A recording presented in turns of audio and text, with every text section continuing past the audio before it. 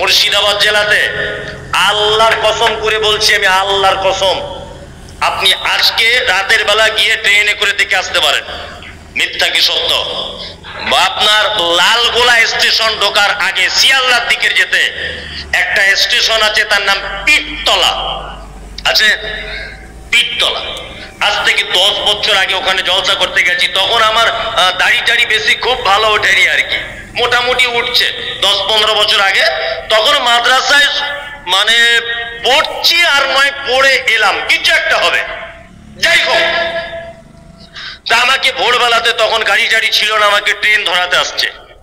তা আমাকে যিনি ট্রেন ধরাতে আসছেন উনি আমাকে বলছেন, সোশ্যাল মিডিয়াতে এটা অনেকবার বলেছি, তারপরেও বলছি, ট্রেন ধরাতে আসছেন। তো উনি বলছেন, হুজুর পীর দেখেছেন? না, পীর তো দেখিনি, পীর আমি কোনোদিন সত্যি কথা বলতে দেখিনি। তা বলছে, আমাদের এখানে একটা জ্যান্ত পীর আছে, আপনি দেখবেন? বলছে, আলহামদুলিল্লাহ, জীবনে একটা স্বাদ মিটে যাবে। নিয়ে গাড়িটা দাঁড় করালো, তখন ওই ফজরের পরে সূর্য উঠছে আর কি। তা আমি দরজায় দাঁড়ালাম মেন গেটে। তা গেটম্যান আমাকে জিজ্ঞেস করছে যে কি ব্যাপার। আমি বললাম, একটু বাবার সাথে দেখা করবো। গেলাম আস্তে আস্তে করে, বাবা দেখছি একটা লাঠি নিয়ে দাঁড়িয়ে আছে। আপনি যান, কালকে গিয়ে দেখে আসতে পারবেন সত্য মিথ্যা, কালকেই যান। বাবা দেখলাম লাঠি নিয়ে দাঁড়িয়ে আছে। তা বাবা তো জানে না যে কি চিজ ঢুকছে এর ভিতরে, ও তো জানে না। ও আমাকে বলছে যে কি চাই। আমি তখন বলে দিয়েছি কি পাওয়া যায়, কি পাওয়া যায় এখানে। তখন বাবা বলছে, আমাদের দরবার থেকে কেউ খালি হাতে ফেরত যায় না। বললাম, বাহ, এরকম দরবারই তো আমি খুঁজছিলাম মনে মনে।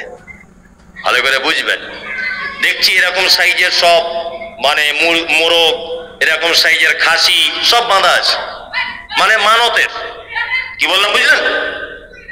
মানতের আছে ওগুলো। এদিকে বেরোন। নিয়ে আর একটা বটের গাছ আছে, বট গাছ বুঝেন তো? এই বট গাছে দেখছি এরকম সাইজের সব ইট ঝোলা, সব ইট। তো বাবাকে বলছি, বাবা এই বট গাছের ইটের ব্যাপারটা ঠিক বুঝলাম না, এটা কি? তা বলছে, যাদের বইদের বাচ্চা কাচ্চা হয় না, তারা যদি এই বট গাছে যদি ইট বাঁধে, তা গাছ এই ইটের কারণে যত ভারী হবে, ওর বইয়ের পেটও তত ভারী হবে। ও বাবা, যত বাচ্চা এই বট গাছই আছে, মনে মনে ভাবছি। তো ভালো। তা আমি বলছি, বাবা তাহলে সব যখন আপনি করে দিতে পারছেন, আমার একটা ছোট প্রবলেম আছে, একটু সলভ করে দেন।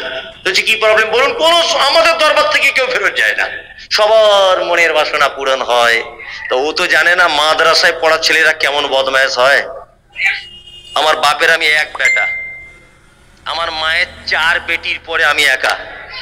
কি বললাম বুঝলেন? তা আমার মা আমার বদমাইশি সহ্য করতে না পেরে আমার আব্বা, আমার আজও মনে আছে, দড়ি বেঁধে হাতে করে ট্রেন পর্যন্ত তুলে নিয়ে গেছে, বলছে তোকে মাদ্রাসা ছাড়া জব্দ করা যাবে না। সেই ছেলে আমি, আজকে আল্লাহ কবুল করেছে তো এখানে এসেছি। যাই হোক, তা আমি বললাম যে তখন সেই চিট ফান্ডের টাকা সব তছনছ হয়ে গেছে। তাই বললাম যে বাবা, আমি একটা ছোট্ট এই এমপিএস না কি বলে এই কোম্পানির একটা এজেন্ট, মিথ্যা কথাই বললাম। তা আমার প্রায় 15-16 লাখ টাকা মতো ঝাড়িং হয়ে গেছে। তা কাস্টমারদের চাপে বাড়ি ঢুকতে পারছি না, প্রায় আজকে 6-8 মাস হবে।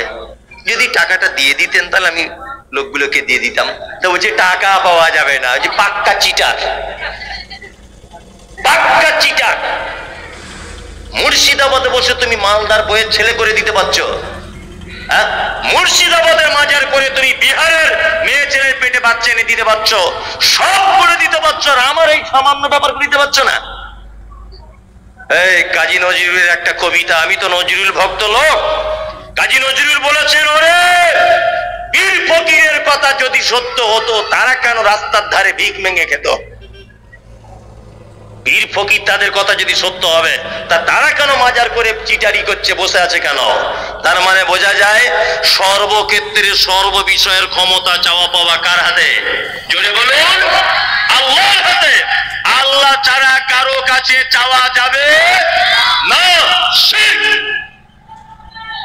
লাল সুতো, কালো সুতো, তাবিজ, মাদুলি, গাছের শিকড়, এটা ওটা কোমরে বাঁধা, গলায় ঝোলানো, সব শিরক। মায়েরা যারা বসে আছেন ভালো করে জেনে রেখে দেন, বাচ্চা ছেলেটা যখন রাস্তায় বার করছে 3-4 মাসের বাচ্চা, তখন দেখছি এরকম হাঁড়ির তলার কালি নিয়ে এইখানে এইরকম করে টিপ দিয়ে দিচ্ছে। আপনাদের এদিকে দেয় মেয়েরা? শিরক চলবে না। এইটা দেওয়ার কারণে ও মনে মনে ভাবে যে আমার ছেলের আর নজর টজর লাগবে না, তাই না? এটা কি শিরক?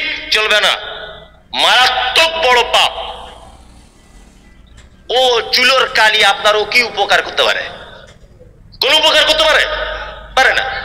কিছু যুবক ছেলে হাতে আংটি পড়ছে, বলছে এটা এই আমার প্রেম ভালোবাসার জন্য, আর এটা আমার বউ কথা শোনে না তাই, আর এটা রাতে চমকে উঠি তাই, আর এটা ব্যবসায় বেচা কেনা কম তাই। 4টে হাতে 4টে আংটি, বলছে 4টে পাথরের 4 রকমের কাজ। এরকম আছে না? আছে। এই এলাকায় নেই, আমাদের ওদিকে আছে। আপনাদের কি আছে? কই নিয়ে দেখবেন আছে। হযরত ওমরের নাম শুনেছেন? শুনেছেন? খুব দামি মানুষ ছিলেন না? খুব দামি মানুষ ছিলেন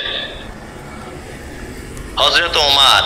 পৃথিবীতে হাজী সাহেব যারা আছেন ভালো জানেন, হযরত ওমর জান্নাত থেকে একটা পাথর এসেছে পৃথিবীতে, তার নাম হাজরে আসওয়াদ।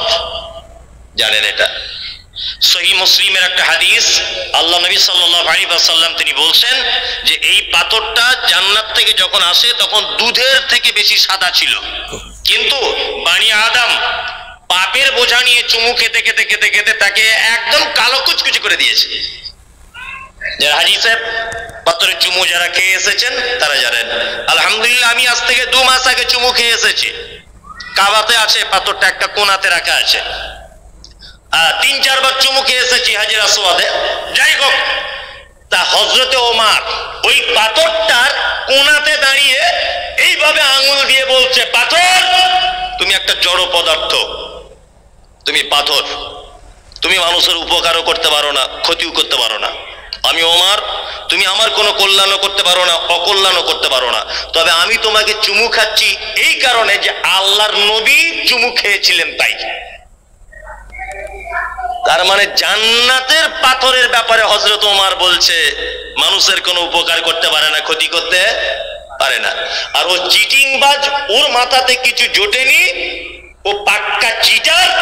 কলকাতার বড় বাজার থেকে পাথর কিনে এনে এইখানে কালিয়াচক বাজারে ভাঙা মাইকিং করে বলছে সাংঘাতিক ব্যাপার, বিক্রি করে দিচ্ছে। একটা পাথর 400 টাকা 500 টাকা, 8 আনা করে পিস। কলকাতা বড় বাজারে কিনতে পাওয়া যায় 8 আনা করে পিস। কি বললাম বুঝলেন? কলকাতা নাখোদা মসজিদে গেছেন? কেউ গেছেন এখানে? বড় মসজিদ যেটা বলে নাখোদা মসজিদ, নাখোদা মসজিদের মেন গেটে ঢোকার আগে শুধু দেখবেন 2 দিকে তাবিজের ব্যবসা। তাবিজ, কবজ, মাদুলি, এই যত এসব করে সব চিটারি ব্যবসা। এদের থেকে দূরে থাকবেন।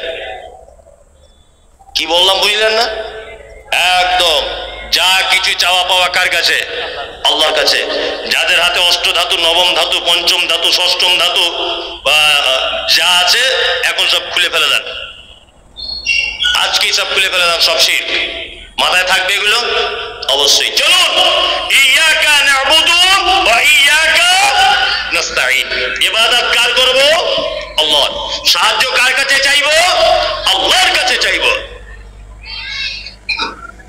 ইহদিনাস সিরাতাল মুস্তাকিম নামাজে বলি না? তার বাংলা মানে আল্লাহ তুমি আমাকে সহজ পথ দেখাও। সিরাতাল্লাযীনা আন'আমতা আলাইহিম, তাদের রাস্তা তুমি আমাদেরকে দেখাও যাদেরকে তুমি পুরস্কারিত করেছো। পুরস্কারিত করেছে কাদের? আল্লাহ কোরআনে বলছেন আন'আমাল্লাহু আলাইহিম মিনান নাবিয়িনা ওয়াস-সিদ্দীকিনা ওয়াশ-শুহাদাই ওয়াস-সালিহিন। পৃথিবীতে 4 কোয়ালিটির মানুষ তারা আল্লাহর দরবারে পুরস্কার পেয়েছে। কটা? 1 নবীগণ, সাহাবাগণ, শহীদগণ আর সালেহিন সৎকর্মশীলগণ। এবার আপনাকে বলছি, দোয়া করে কি সৎ পথে চলা যাবে না তাদের মতো হতে হবে? কোনটা? তাদের মতো হতে হবে। ইহদিনাস সিরাতাল মুস্তাকিম সিরাতাল্লাযীনা আন'আমতা আলাইহিম, আল্লাহ তাদের পথে আমাদেরকে চালাও যাদেরকে তুমি পুরস্কারিত করেছো। গায়রিল মাগদুবি আলাইহিম, তাদের পথ থেকে আমাদেরকে বিরত রাখো। যাদের প্রতি তুমি অখুশি, যাদেরকে তুমি পুরস্কারিত করোনি, যাদেরকে তুমি অপমান করেছো, যাদেরকে তুমি জাহান্নাম ঘোষণা করেছো, যাদের ব্যাপারে পবিত্র আল কোরআনে সাজা ঘোষণা করেছো, যাদেরকে তুমি ধমক দিয়ে কথা বলেছো, যাদেরকে তুমি অপমানিত করেছো, আল্লাহ তুমি তাদের পথ থেকে আমাদেরকে ফেরত আনো। তারপরে আমরা সবাই মিলে কি বলি? আমিন। এখন একবার বলে নেন আমিন। আল্লাহ তুমি আমাদের যাবতীয় কথা যা বললাম তুমি কবুল করে নাও, আমিন। সূরা ফাতিহা আর ব্যাখ্যা বিশ্লেষণ করতে গেলাম না, শেষ করে দিলাম। যদি আনআমতা আলাইহিম এই আয়াতটা যদি ব্যাখ্যা করা যায় তো অনেকক্ষণ আলহামদুলিল্লাহ বলা যাবে, কোনো সমস্যা নেই। কিন্তু আমাকে যদিও বলেছেন 10:30